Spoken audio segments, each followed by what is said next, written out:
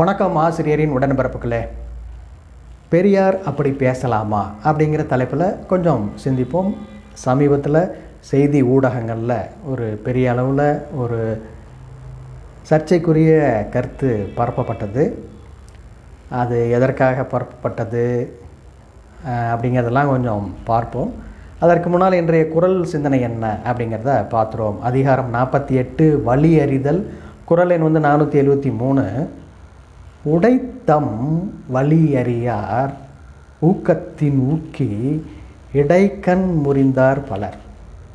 பலர், ஒருவர் சிலர் அல்ல, பலர் என்ன செய்வாங்கன்னா, எதிரியுடைய பலம் என்ன அப்படிங்கிறத யோசிக்காமல் சிந்திக்காமல் ஒரு செயலை செய்ய வேண்டியது, பேசிவிட வேண்டியது, அப்புறமா ஏன் பேசணும்னு சொல்லி வருத்தப்பட வேண்டியது. இப்படி நிறைய பேர் இருக்கிறாங்க.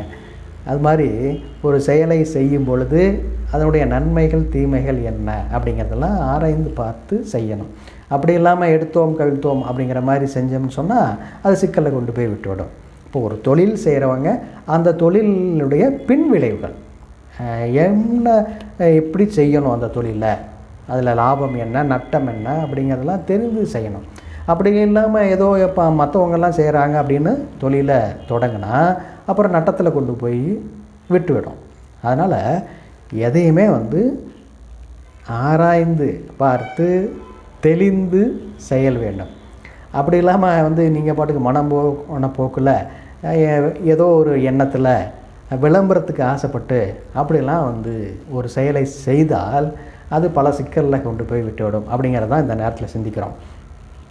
இப்போ அந்த அரசியல்வாதி பெரியார் ஆபாசமாக பேசியதாக, கருத்துக்களை சொன்னதாக பேட்டி கொடுக்கிறார். உண்மை வேறு. அவர் புராணங்களில் இப்படியெல்லாம் சொல்லியிருக்கிறாங்க. அதையெல்லாம் பின்பற்றி காலம் நேரத்தை நீங்கள் வீண் பண்ணாதீங்க.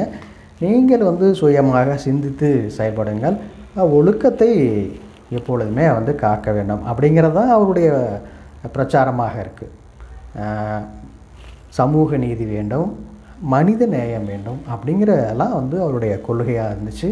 அதற்காக கடைசி வரைக்கும் தன்னுடைய வாழ்க்கையை அர்ப்பணித்தவர் அந்த மாபெரும் தலைவர். அவரை, அந்த மாபெரும் தலைவர் பெரியாரை சிறியார் சிலர் இதுபோல் அவருடைய மதிப்பை கெடுப்பதற்காக, சுய லாபத்திற்காக சில வேலைகளை செய்கிறாங்க. அப்படி செஞ்சதுனால அவர்கள் லாபம் அடைய பார்க்கிறார்கள். ஆனால் அவர்களுக்கு கிடைத்ததோ நட்டம். மக்களிடத்தில் கெட்ட பேர் தான் உண்டாகும்.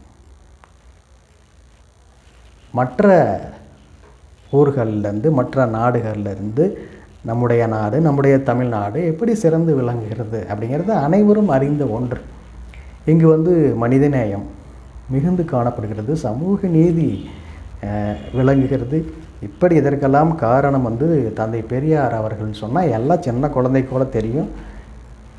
அவருடைய பேருக்கு களங்கம் ஏற்படுத்தும் வகையில் நடந்து கொள்பவர்களுக்கு அதனுடைய பின்விளைவுகள் அவர்களுக்கு எதிராகத்தான் திரும்பும். சொல்லுவாங்க பழமொழி, மல்லாக்கப்படுத்திக்கிட்டு எச்சில் துப்புனா யார் மேலே விழுவோம், அவங்க மேலே தான் விழுவோம். அது மாதிரி பெரியாரை களங்கப்படுத்த வேண்டும் என்று நினைத்தவர்கள் அவர்கள் தான் களங்கப்பட்டு போவார்கள். இதுதான் உண்மை. இப்படி சிலர் இருக்கிறாங்க. அது அவருடைய எண்ணம் ஈடேறாது அப்படிங்கிறத அந்த நேரத்தில் சிந்திக்கிறோம். என் திருவள்ளுவரும் அதான் சொல்கிறார். உடைத்தம் வலியறியார் ஊக்கத்தின் ஊக்கி இடைக்கண் முறிந்தார் பலர். பல பேர் இந்த மாதிரியான செயல்களில் ஈடுபட்டு கடைசியில் அந்த எண்ணம் ஈடேறாமல், நிறைவேறாமல் போனவங்கெல்லாம் காணாமல் போனவங்க பலர் உண்டு. அப்படிங்கிறது தான் இந்த நேரத்தில் அனைவரும் சிந்திக்க வேண்டும். இதுபோல் ஏராளமான குறள் சிந்தனைகளுக்கு நம்முடைய ஆசிரியர் நகுல்சாமி யூடியூப் சேனல் இது வரைக்கும் சப்ஸ்கிரைப் பண்ணாதவங்க சப்ஸ்கிரைப் பண்ண, லைக் பண்ணுங்கள், ஷேர் பண்ணுங்கள், உங்களுடைய கருத்தை சொல்லுங்கள். மானமும் அறிவும் மனிதருக்கு அழகு. நன்றி, வணக்கம்.